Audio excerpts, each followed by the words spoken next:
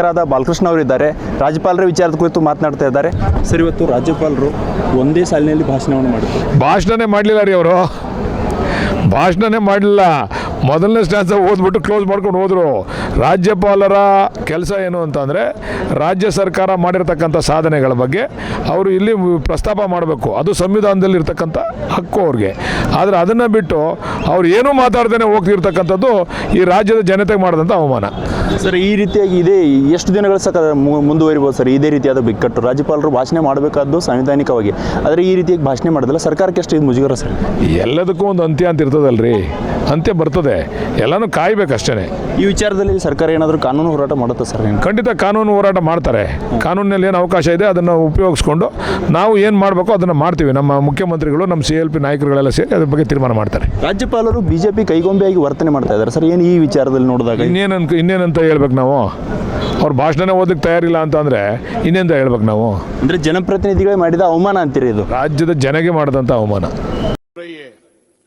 कुल मिलाकर राज्य की आर्थिक, सामाजिक और भौतिक विकास की गति दोगुना करने के लिए मेरी सरकार पूरी तरह प्रतिबद्ध है।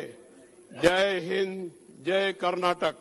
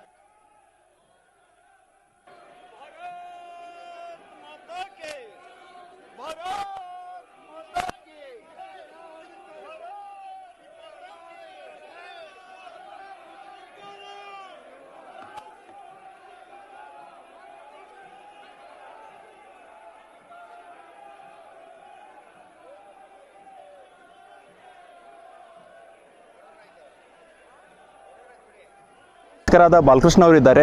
ರಾಜ್ಯಪಾಲರ ವಿಚಾರದ ಕುರಿತು ಮಾತನಾಡ್ತಾ ಇದ್ದಾರೆ. ಸರ್, ಇವತ್ತು ರಾಜ್ಯಪಾಲರು ಒಂದೇ ಸಾಲಿನಲ್ಲಿ ಭಾಷಣವನ್ನು ಮಾಡಿದ್ರು. ಭಾಷಣನೇ ಮಾಡಲಿಲ್ಲ ರೀ ಅವರು. ಭಾಷಣನೇ ಮಾಡಲಿಲ್ಲ.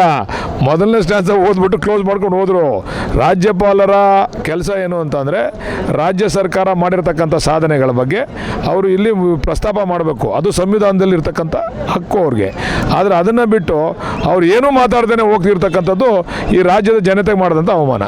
ಸರ್, ಈ ರೀತಿಯಾಗಿ ಇದೇ ಎಷ್ಟು ದಿನಗಳ ಮುಂದುವರಿಬೋದು ಸರ್ ಇದೇ ರೀತಿಯಾದ ಬಿಕ್ಕಟ್ಟು? ರಾಜ್ಯಪಾಲರು ಭಾಷಣ ಮಾಡಬೇಕಾದ್ದು ಸಂವಿಧಾನಿಕವಾಗಿ, ಆದರೆ ಈ ರೀತಿಯಾಗಿ ಭಾಷಣ ಮಾಡೋದಿಲ್ಲ, ಸರ್ಕಾರಕ್ಕೆ ಎಷ್ಟು ಇದು ಮುಜುಗರ ಸರ್? ಎಲ್ಲದಕ್ಕೂ ಒಂದು ಅಂತ್ಯ ಅಂತ ಇರ್ತದಲ್ರಿ, ಅಂತ್ಯ ಬರ್ತದೆ, ಎಲ್ಲನೂ ಕಾಯ್ಬೇಕಷ್ಟೇ. ಈ ವಿಚಾರದಲ್ಲಿ ಸರ್ಕಾರ ಏನಾದರೂ ಕಾನೂನು ಹೋರಾಟ ಮಾಡುತ್ತಾ ಸರ್? ಖಂಡಿತ ಕಾನೂನು ಹೋರಾಟ ಮಾಡ್ತಾರೆ. ಕಾನೂನಿನಲ್ಲಿ ಏನು ಅವಕಾಶ ಇದೆ ಅದನ್ನು ಉಪಯೋಗಿಸ್ಕೊಂಡು ನಾವು ಏನು ಮಾಡಬೇಕು ಅದನ್ನು ಮಾಡ್ತೀವಿ. ನಮ್ಮ ಮುಖ್ಯಮಂತ್ರಿಗಳು, ನಮ್ಮ CLP ನಾಯಕರುಗಳೆಲ್ಲ ಸೇರಿ ಅದ್ರ ಬಗ್ಗೆ ತೀರ್ಮಾನ ಮಾಡ್ತಾರೆ. ರಾಜ್ಯಪಾಲರು BJP ಕೈಗೊಂಬೆಯಾಗಿ ವರ್ತನೆ ಮಾಡ್ತಾ ಇದ್ದಾರೆ ಸರ್, ಏನು ಈ ವಿಚಾರದಲ್ಲಿ ನೋಡಿದಾಗ? ಇನ್ನೇನಂತ ಹೇಳ್ಬೇಕು ನಾವು? ಅವ್ರು ಭಾಷಣನೇ ಓದಕ್ಕೆ ತಯಾರಿಲ್ಲ ಅಂತಂದರೆ ಇನ್ನೇಂತ ಹೇಳ್ಬೇಕು ನಾವು? ಅಂದರೆ ಜನಪ್ರತಿನಿಧಿಗಳೇ ಮಾಡಿದ ಅವಮಾನ ಅಂತೀರಿ ಇದು? ರಾಜ್ಯದ ಜನಗೆ ಮಾಡಿದಂಥ ಅವಮಾನ. कुल मिलाकर राज्य की आर्थिक, सामाजिक और भौतिक विकास की गति दोगुना करने के लिए मेरी सरकार पूरी तरह प्रतिबद्ध है। जय हिंद, जय कर्नाटक।